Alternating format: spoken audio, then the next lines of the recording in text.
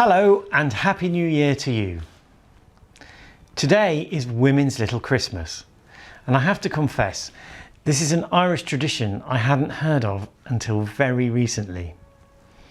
The day when the men take over the running of the house and the ladies put up their feet is really the last day of the holidays. But for us in the ICO, it's also the first day of Oboe Windfree for 2021. A few days ago, I had a chat with Katherine Hunka about being a woman and being the leader of the ICO. And she also revealed some of our plans for the start of this year. So, Katherine, I wanted to ask you really, what's it like being a woman leading an orchestra in Ireland? Gosh, that's a good question. I'd like to say that it's not different to other places, but I think it is. I think that maybe because the tradition here in Ireland is in traditional music more than classical music, there aren't so many rules, and I say that with utter relief, because it means that for me as a woman to have come to Ireland 20 years ago, and to have taken up this role I have never ever had the feeling that that was an issue. And I'm interested in the idea of a chamber orchestra having a mix of personalities, so it's not all about doing the same thing. But then, how do you make it sound as if everybody's doing the same thing in the concert? I love this subject. It's like a choreography. We all need to do the same choreography in the strings, like the dance of the bow arm, if you like. But within that dance, it's absolutely beautiful if everyone brings a slightly different colour, a slightly different way. And that mixture is what makes the sound. So if we had the recording equipment and we did me 5 times, and that's the first violins, there's Katherine Hunka 5 times, it would not be great. Even if I played my absolute best, Matthew. So what's much more exciting to listen to is 5 good violinists all playing the same thing in a very similar choreographed way, with the same feeling, with the same sentiment behind it, but with their own individual sound. And yet the sound that you make is so much an expression of who you are.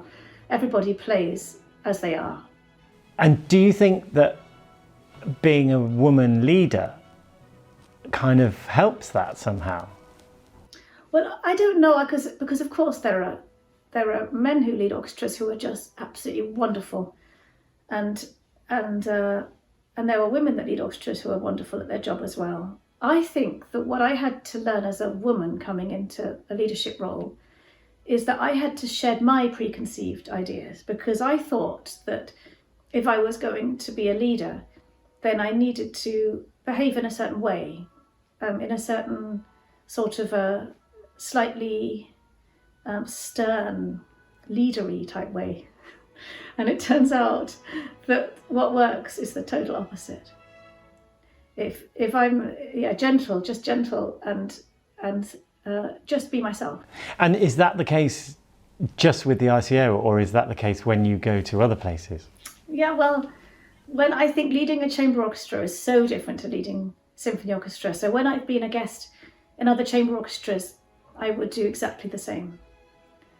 But when I guest led at the City of Birmingham Symphony Orchestra, which is a fantastic group, and leading a symphony orchestra is a very, very different thing. It requires me to concentrate more on my own playing and producing something that people can follow and that is clean and clear.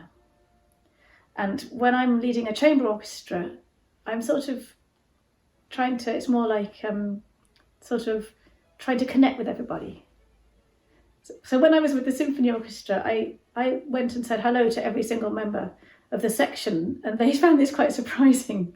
But I find it very strange to form a section with people I've never talked to. And in the ICO, we know each other so well.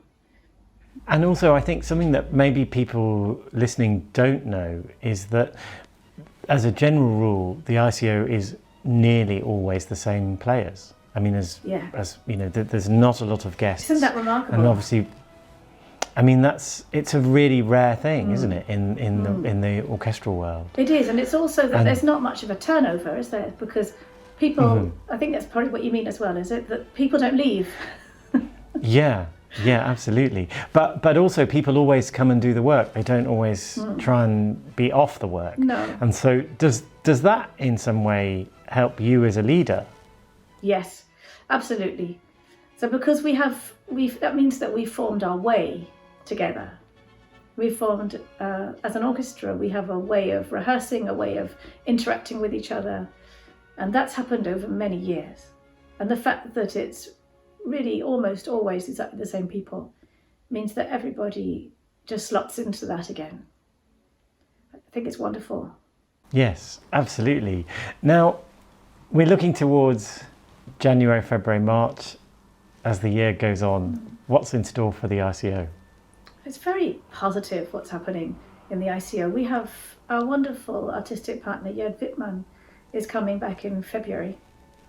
And we're going to play, the Winds are going to have a bit of an outing, aren't they, Matthew? I think so. So I hear. Yeah. I'm really looking forward to just sitting and listening to that wind serenade. It's going to be absolute heaven. We're playing Metamorphosen by Strauss, which is probably my favourite piece of music, I think. Oh, wow. Absolutely love it. I love Strauss. I enjoy the waltzes, but I'm more a fan of Richard Strauss. And he wrote Metamorphosen for 23 individual string parts. And we're going to play that, conducted by Jörg, which is going to be extraordinary because he has such a phenomenal understanding of any score he picks up. And what is it about that piece that people will enjoy? Why should people come and listen to it? It's the most soaring melodies and the harmonies and everything about it. It's lush. If ever a piece was lush, then that is lush. So it's heart on sleeve, total outpouring, gorgeousness. I also really like that piece, so I think it's a fantastic piece, and I've known it throughout my whole life as a piece of music. So I'm also looking forward to sitting in the audience and listening to that. As a violinist, it's the sort of piece you fall in love with as a teenager, and you just listen to it on a loop whilst you're dealing with every element of teenage angst, and then you grow into an adult and hopefully have the experience of playing it a few times. But this will only be my third experience of playing it. Yeah, but I'm very excited about it. Katherine, thank you so much for taking the time today. I really appreciate it. Obviously, details will be on all our social media channels about our upcoming concerts in February. Great, thank you. Lovely to chat. Thanks a lot, Katherine. It's always really nice to chat to Katherine and hear a different insight into the musical life of the ICO. We do have a lot of plans for performances and online projects coming up, but as circumstances are changing all the time, we are constantly adapting and sometimes at very short notice. So please keep an eye out on your favourite social media channels to keep up to speed with what is coming next. See you next week and take good care.